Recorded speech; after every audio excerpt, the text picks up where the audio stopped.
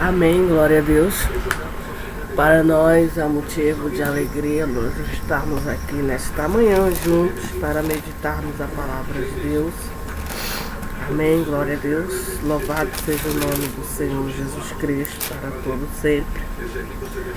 E ontem a irmã Socorro leu à tarde a epístola de 1 Pedro.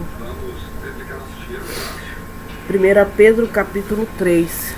À tarde, ontem foi um dia maravilhoso, sol maravilhoso, glória a Deus por isso.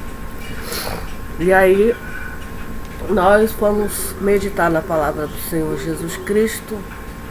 Eu fiquei muito pensando na palavra de Deus, amém.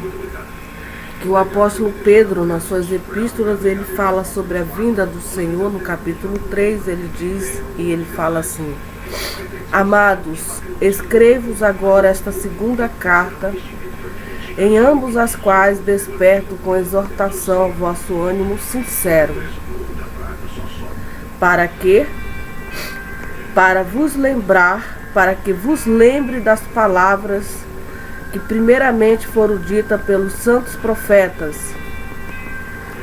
Os santos profetas, Moisés, Samuel, está lá no Antigo Testamento, os santos profetas, Davi, todos foram profetas de Deus, Isaías, Jeremias, são os profetas maiores e os menores que faz conexão com tudo que Jesus falou e disse, e os apóstolos, tudo se conecta. Amém, glória a Deus. E do mandamento do Senhor e Salvador mediante os vossos apóstolos. Amém, que são os 12 apóstolos escolhidos pelo Senhor Jesus Cristo, que aí seguiu a ensinar a palavra de Deus a todo mundo. Sabendo primeiro isso, que nos últimos dias virão escarnecedores. Então o apóstolo Paulo diz para nós, sabendo primeiro isso, que nos últimos dias, ou seja, hoje, nós estamos vivendo os últimos dias. A irmã Socorro está vivendo os últimos dias.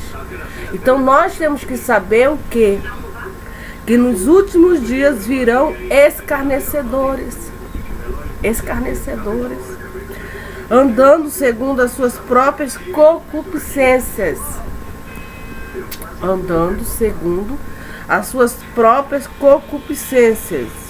Nós temos que saber disso. Dizendo, onde está a promessa da sua vinda? O que eles vão dizer?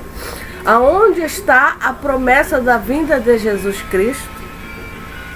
Esses homens, essas mulheres são escarnecedores, andam escarnecendo da palavra de Deus, cheio de pecado, cheio de iniquidade, cheio de maldade, cheio de blasfêmia, incrédulos, soberbos, arrogantes, altivos, violentos, enfim, homens abomináveis, detestáveis, e que não creem na vinda de Cristo, que não creem na palavra de Deus. Porque desde que os pais dormiram, todas as coisas permanecem como desde o princípio da criação. Eles voluntariamente ignoram isto. Eles ignoram isso voluntariamente. Que pela palavra de Deus, já desde a antiguidade existiram os céus e a terra, que foram tirados da água e do meio da água subsiste. Eles ignoram isso. Estão com a consciência contaminada, pelas quais coisas pereceu o mundo de então, coberto com as águas do dilúvio.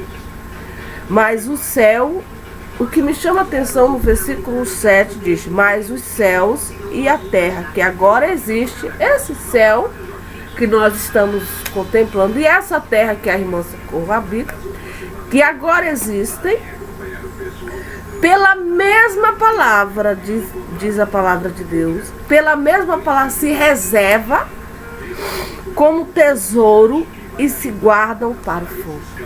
No tempo de Noé, os céus e a terra que Noé habitava estavam reservadas pelo dilúvio. Por quê?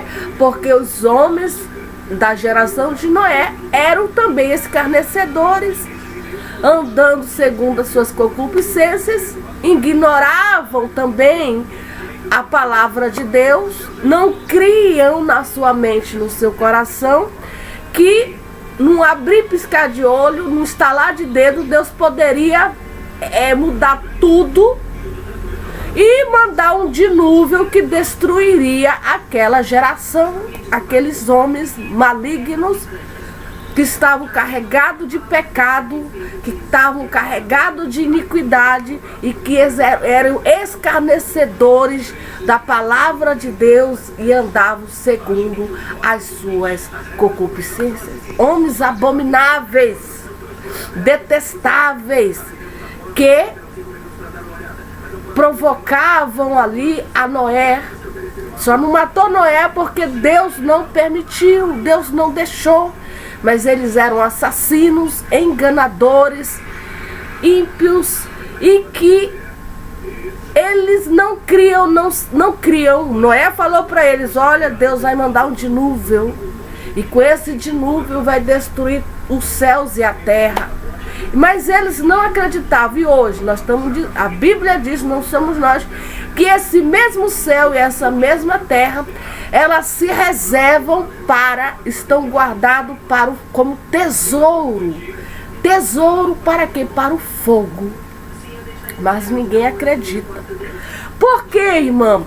Porque os homens que moram aqui são homens abomináveis, mulheres abomináveis, com o coração cheio de ódio, escarnecedores, que pecam, que adoram o diabo, Satanás, matam, mentem, enfim, são pessoas que não têm temor de Deus no coração, não se arrependem das suas maldades, não se arrependem das suas feitiçarias, das suas macumbarias, das suas mentiras, da sua idolatria.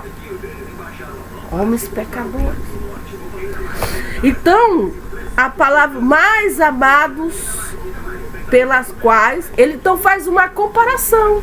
O apóstolo Paulo, Pedro, faz uma comparação entre os céus de Noé, que foi destruído pelo dilúvio, e os céus de hoje da irmã Socorro, que será destruído pelo fogo de Deus. Nossa, que mensagem dura que essa irmã está falando, fazendo uma comparação entre os dias de Noé e os dias dela. Já pensou? Esses céus e essa terra ser queimada pelo fogo e tudo que ela produz durante milhões e milhares de anos e séculos será queimada. Só vai se salvar aquele homem e aquela mulher que estiver andando na piedade e no temor a Deus, como Noé. Caso contrário, também os tais serão queimados pelo fogo de Deus. Está bem claro na palavra de Deus. Pelas quais coisas pereceu o mundo de então coberto com as águas do dilúvio. E eles não acreditavam. Só Noé se salvou porque Deus, pela sua infinita misericórdia, ele de antemão avisou Noé, deu orientação a Noé para que Noé fizesse que hoje, o que Deus diz que nós temos que esperar a vinda de Jesus Cristo. Porque com a vinda dele, ele vai antes de ele queimar os céus e a terra e tudo que nesse mundo, ele vai nos tirar daqui. Ele vai nos arrebatar, tirar daqui, porque aqui não há segurança. Aqui, quanto mais se aproxima a vinda de Jesus, mais as coisas pioram. Porque os homens não têm o temor de Deus.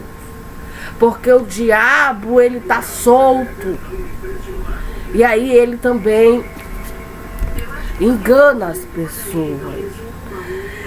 Mas os céus e a terra que agora existem pela mesma palavra.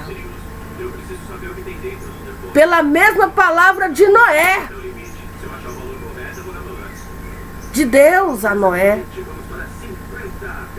Se reservo como tesouro e se guardo para o fogo. Está bem claro na Bíblia, agora é pelo, não é mais pelas águas do dilúvio. Agora é pelo fogo.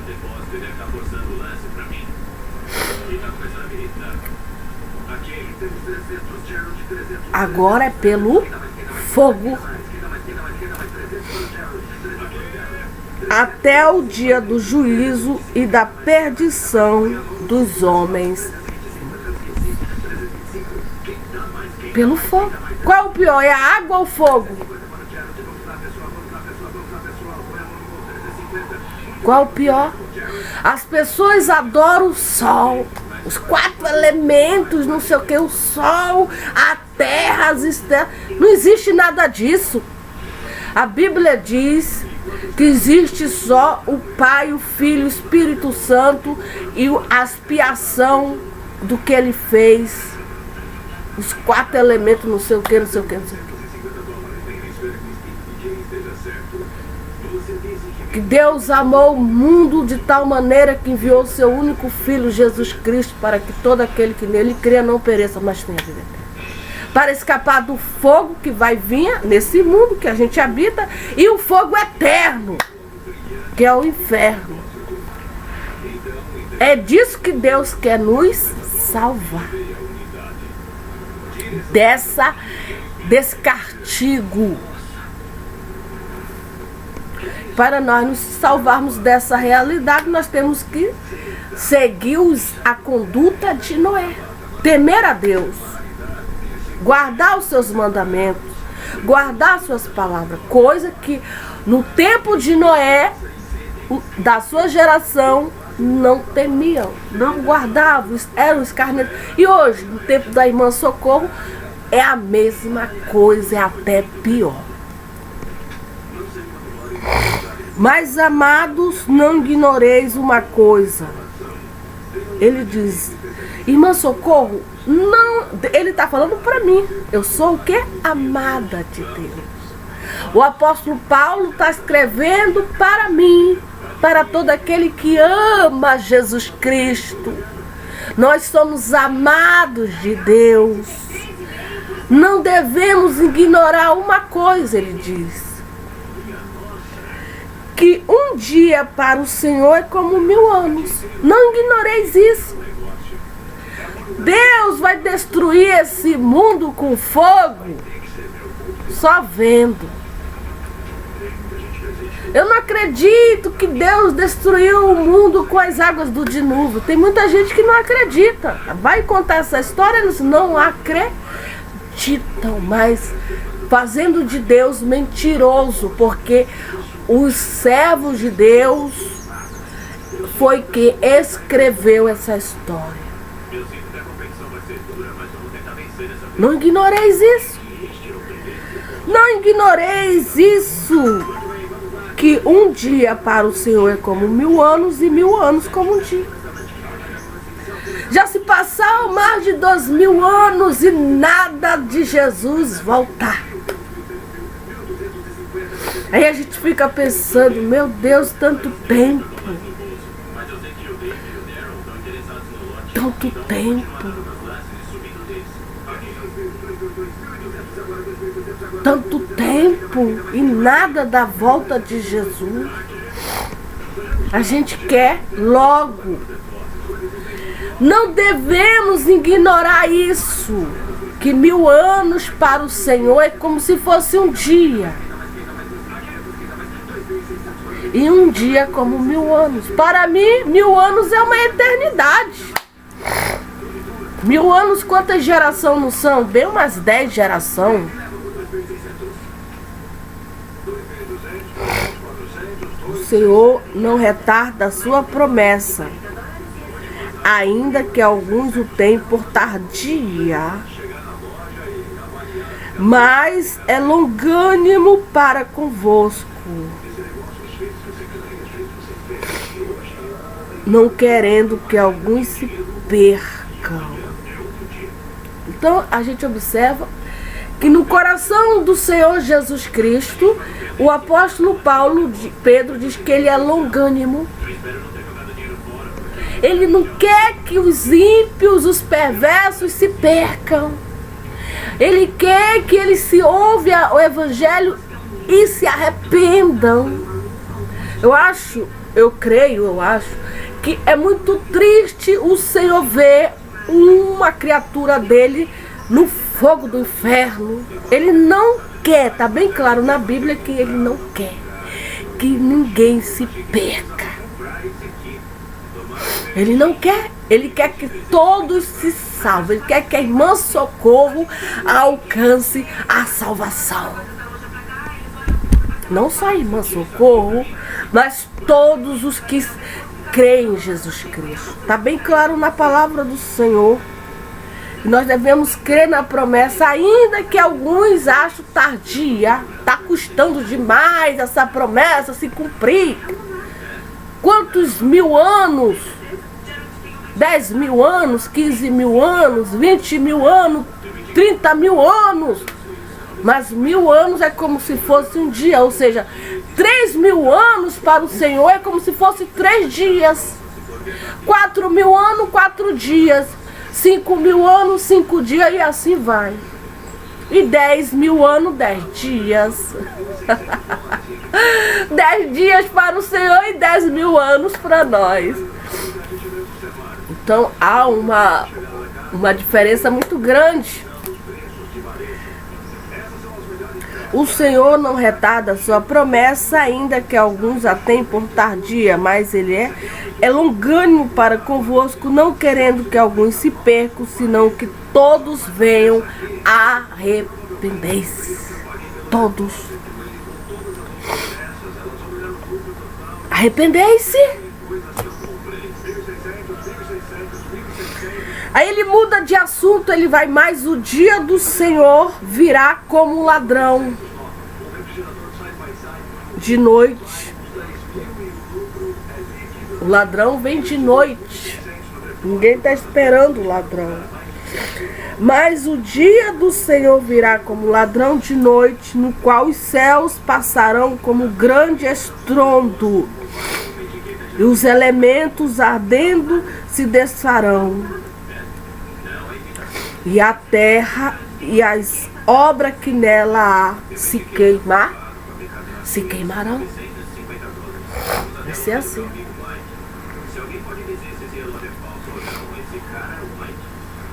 Havendo, pois, de perecer todas estas coisas, que pessoas vos convém ser em santo trato e piedade.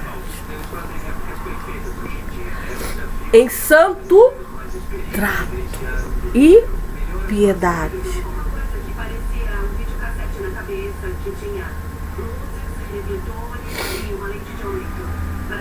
Aguardando e apressando-vos para a vinda do dia de Deus, em que os céus em fogo se desfarão e os elementos ardendo se fundirão. Vai ser assim a vinda do Senhor. Está bem claro na palavra de Deus. Mas vós, segundo a sua promessa, aguardamos novo céu e uma nova terra em que habita a justiça. Porque aqui nessa terra onde a irmã Socorro habita, não existe justiça. É uma geração injusta. Você pode prestar atenção. A fulana foi presa por ter sido acusada de ter matado, jogado a sua enteada de um prédio, e ela já vai ser solta. Que justiça é essa? Que condenação é essa? Que ela tem que ficar presa pelo resto da vida dela. Me diz que justiça é essa? A outra que mandou matar os pais já está podendo estudar, já está podendo trabalhar, etc e tal. Matou os pais. Que justiça é essa? Os ladrões, aquele médico que estuprou um monte de impaciente, já está em casa porque diz que pegou uma depressão e tá em... Que justiça é essa? Bandidos que são soltos, bandidos criminosos de alta periculosidade que são colocados em liberdades porque o juiz decide colocar ele. Que justiça é essa? Aqui não existe justiça. Não existe justiça. Por isso que esses céus e essa terra vai ser o quê? Queimado pelo fogo. Vão se salvar pessoas que têm um trato, que andam na santidade e na piedade, e guardando e esperando a vinda de Cristo. Diante dos escarnecedores, dos homens abomináveis, que vão estar ali duvidando, vão estar ali confrontando, vão estar ali, etc e tal, querendo com que essa pessoa se perca, desacredite das promessas de Jesus Cristo, fazendo assim se torna, fazendo dele mentiroso, mas ele não é mentiroso. Aguardando e apressando-vos para a vinda do dia de Deus, em que os céus em fogo se desfarão e os elementos ardendo se fundirão. Mas nós, segundo a sua promessa, aguardamos um novo céu, uma nova terra em que habita a justiça. Nesse novo céu e nessa nova terra habitará de fato e de verdade a justiça. Os juízes serão os 12 apóstolos de Cristo que vão julgar as 12 tribos de Israel. Porque esses juízes que hoje julgam, essas tribos do mundo, julgam injustamente. Por exemplo, o juiz Sérgio Moro. Ele está tendo maior dificuldade de prender o Lula, porque o Lula diz que é inocente, é inocente, é inocente. E ele, como juiz que está julgando os atos do presidente, está tendo maior dificuldade de colocar esse homem atrás das grades, porque ele está dizendo que ele vai brigar até o fim. Ele vai brigar até o último suspiro dele, porque ele diz. Então há uma briga entre E quem vai vencer essa guerra? A justiça ou a mentira ou a verdade? Quem vai vencer essa guerra entre a injustiça e a justiça? No mundo que nós vivemos é mais fácil a injustiça vencer, a mentira vencer, e aí a justiça, esse mundo aqui. Não sei porquê, não sei, só Deus é quem sabe. Porque não habita a justiça aqui. Nesse céu velho, essa terra velha que vai ser queimada pelo fogo, não habita a justiça, habita a mentira, a iniquidade, o pecado. O diabo, enquanto estiver solto, ele vai estar espalhando a injustiça, a maldade, a perversão, o ódio, etc. Mas por enquanto, depois que Jesus voltar, vai pôr um ponto final na história, vai dar um basta. Mas só quando Jesus voltar.